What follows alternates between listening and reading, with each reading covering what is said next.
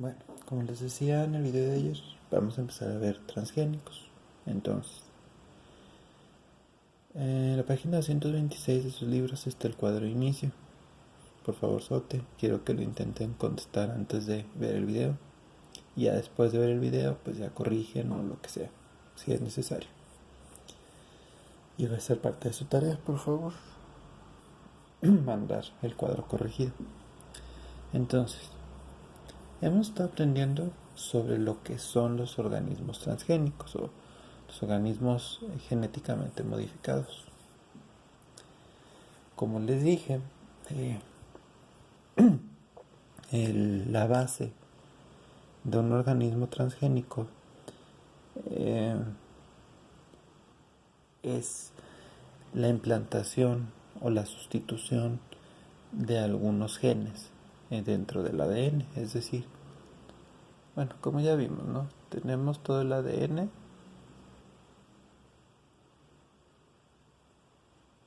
Entonces,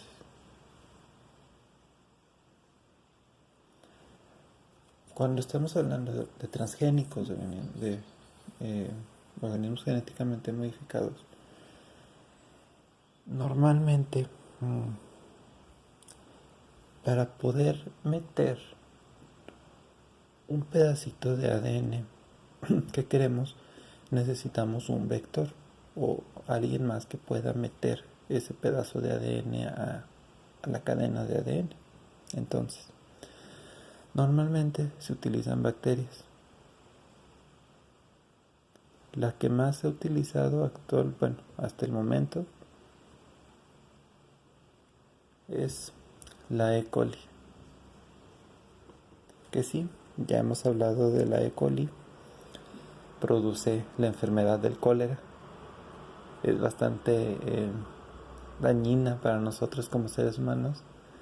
Pero cuando nosotros aprovechamos esta bacteria y la utilizamos como un vector, nos puede ayudar a cambiar el ADN de otros seres vivos. Por ejemplo, ya les había dicho un poquito esto en el video pasado. Pero entonces, tomamos características de otro ser vivo, un par de genes, un gen tal vez nada más, tal vez 3, 10 genes que nos interesen, los cortamos de un ser vivo, los metemos aquí a la E. coli y entonces le pedimos, introducimos a la E. coli dentro de otra célula o dentro de otro organismo. Bueno, sobre todo es otra célula. La E. coli va hasta el núcleo y entonces agarra este pedazo, corta un pedazo del ADN original de la célula, lo borra o lo quita de ahí y luego mete este aquí. Y así es como funciona en sí la ingeniería genética,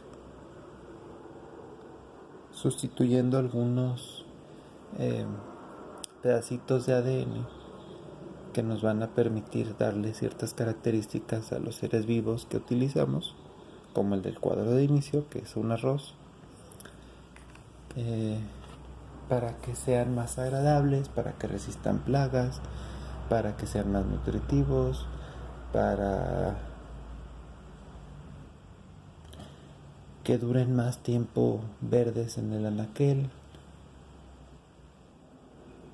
para que resistan sequías. O sea, hay muchas aplicaciones que se le ha dado a los transgénicos.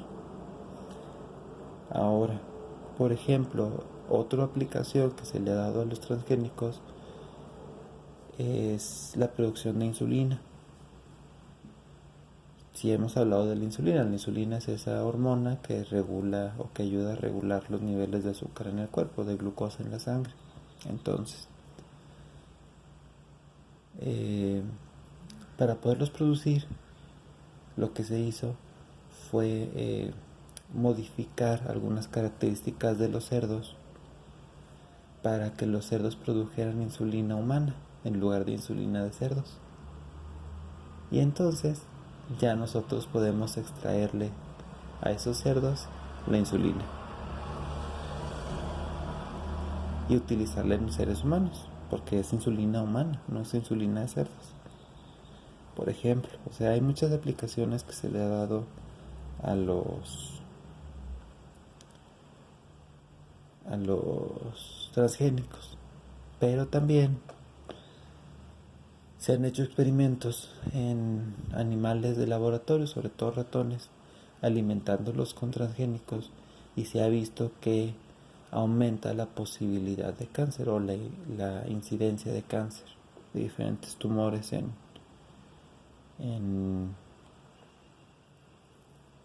en hígado, riñones, que son sobre todo los que filtran las toxinas que pueden tener estos organismos genéticamente modificados.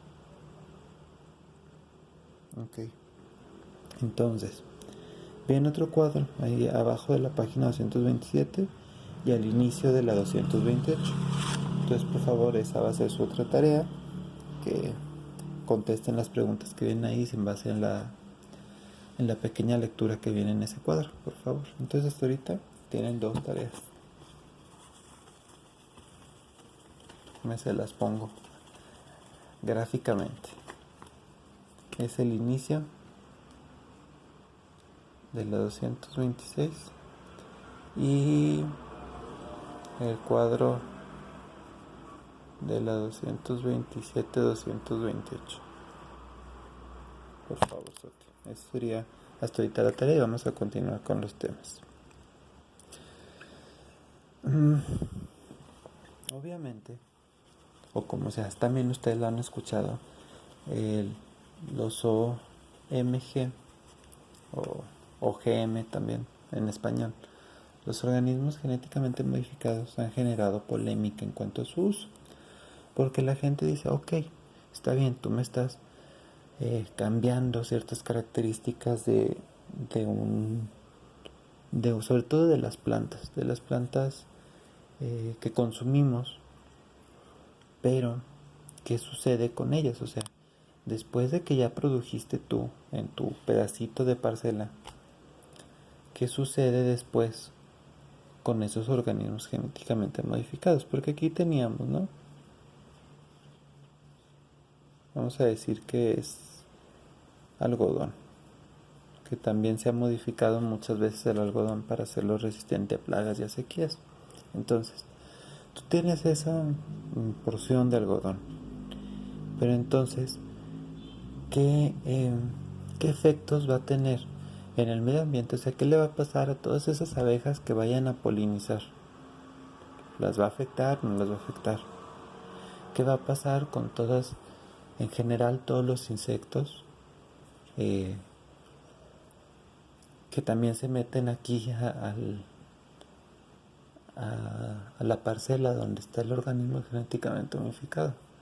¿Y qué va a pasar cuando esos insectos, esas abejas, lleven el polen de estas plantas a otras plantas ¿cómo se llama? De algodón normales? ¿Qué va a pasar si se empiezan a mezclar el polen de unas plantas con otras? ¿No va a cambiar todo la genética de todas las generaciones que salgan después de estas dos? Va a traer genes distintos, no sabes cómo se van a mezclar y qué va a pasar. Por ejemplo, en Oaxaca, pues Oaxaca es la cuna o la base del maíz en México. Es donde se encuentra la mayor cantidad de variaciones genéticas del maíz, de variedades. Entonces, lo que han estado observando es que de repente esas plantas que antes salían solas en la calle, así como aquí salen hierbitas, malezas, allá también salen a veces maíces naturalmente en el suelo, en la calle, porque hay mucha variación, muchas variedades genéticas tiene muchos siglos de antigüedad esa domesticación y esa preparación del maíz, entonces sale solo en las calles. Y lo que ha estado pasando últimamente desde que Monsanto empezó a meter variedades genéticamente modificadas es que los maíces en las calles ya tienen características de organismos genéticamente modificados. Y se nota porque en lugar de que salga el maíz aquí una mazorquita, salen como mutadas con doble mazorca o una mazorca bien, pero luego otra a medio desarrollar que no debería de estar ahí. Entonces se está viendo afectada la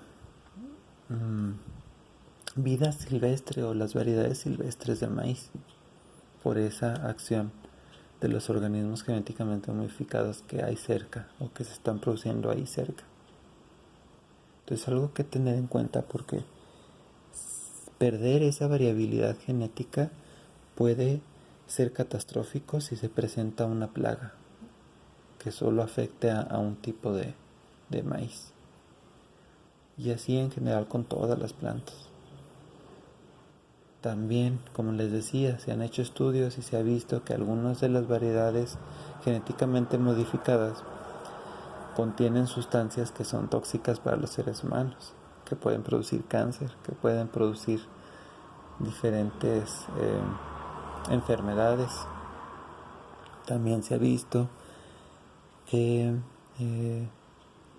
aunque se supone que muchas variedades de estas están diseñadas para utilizar menos herbicidas o pesticidas o ¿cómo se llaman? Los fertilizantes, porque tienen características deseables, solo dura esa característica unos años y después empieza a necesitar más y más y más y más y más y más agroquímicos para poder seguir produciendo de forma normal.